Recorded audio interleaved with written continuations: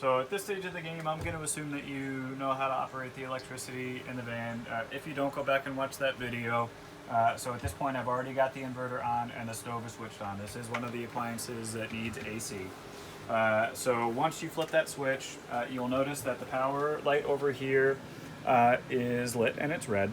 So that tells you that it's basically waiting for you to tell it what to do. So right now, once I hit the power button, you'll see all these options flashing because again, it's waiting for me to tell it how I want it to cook. If I select heat, it kind of just, it's a sliding number scale, right? So the higher the number, the greater the heat. If I hit temperature, I can actually determine the physical temperature that I want it to be, 270 degrees, whatever.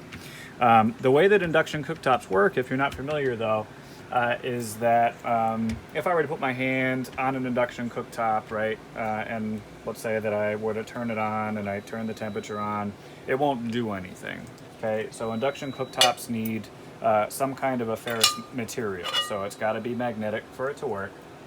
So you'll notice when I take one of these pans that is induction cooktop friendly and I set it on here, okay, that all the options then will actually become active and available. So right now this frying pan is set to be 270 degrees, okay, or I can switch it to heat and I can change whatever I want that to be.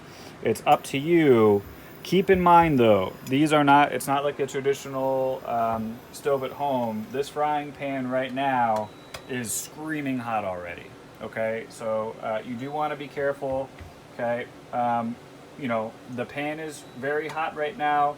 The surface is relatively cool, but if I had water boiling on here for 10 minutes, okay, you do want to be careful about putting your hand on top of the cooktop. But these will cool much faster than like an electric or a gas because of the technology that's involved here. This guy here is okay to have on the cooktop. This is just a silicon mat that's got a ferrous material, probably iron, on top, and it's just to kind of keep the pots in place, but also prevent, it's hot, you from scratching up the glass top and surface. So that's pretty much it.